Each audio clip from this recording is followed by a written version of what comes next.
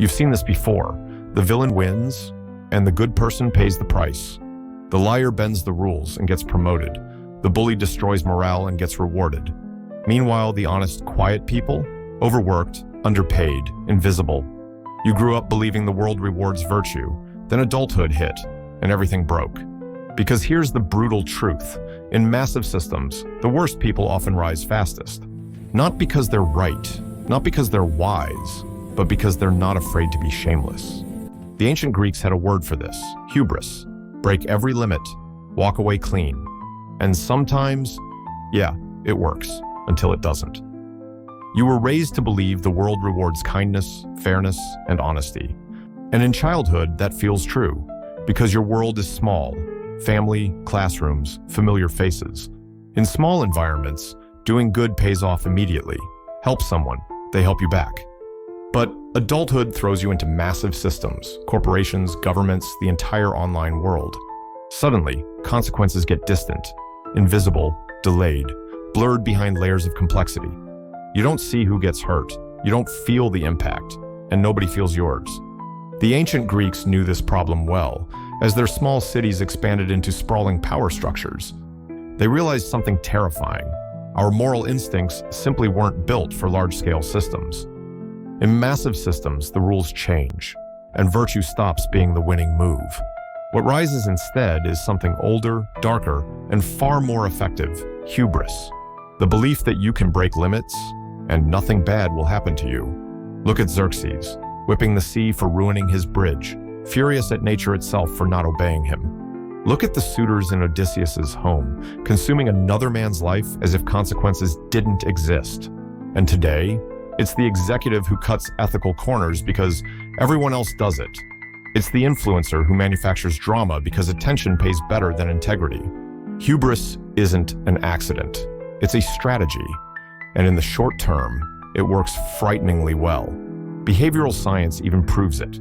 Low guilt and high dominance rise fastest in unstable systems. The ancient Greeks didn't need psychology textbooks. They saw every dark personality type, thousands of years early. Arachne, the narcissist. So obsessed with her own brilliance, she challenged a goddess to prove it. Bellerophon, the delusional risk-taker. He thought he could ride Pegasus straight into Olympus. Agamemnon, the strategist without a soul. He sacrificed his own daughter for favorable wins. 3 different faces. One pattern: I am above consequences. And these personalities, they still exist today, just wearing modern clothes and better lighting. The Greeks warned us about them. We just weren't paying attention. Hubris looks powerful from the outside, but inside, it's pure fragility wearing armor.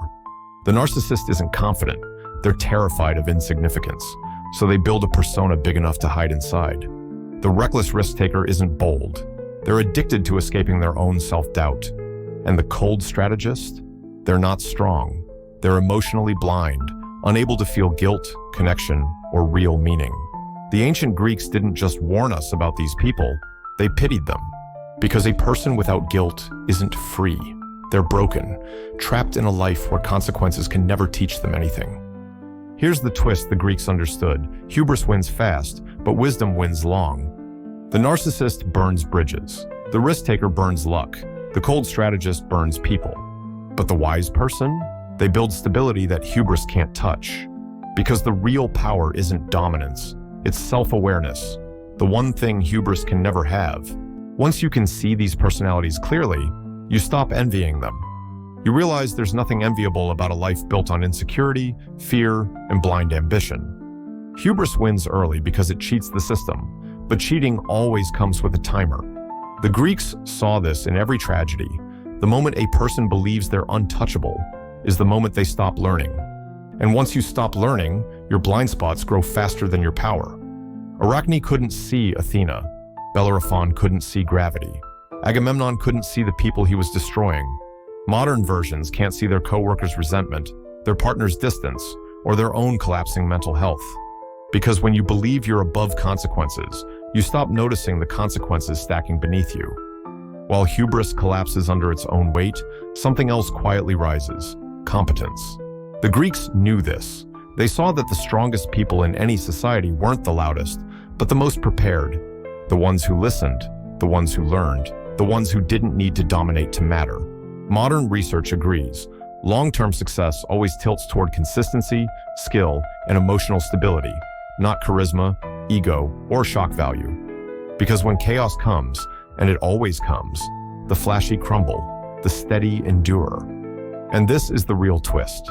The people you envy today will envy your peace tomorrow. Here's the real turning point.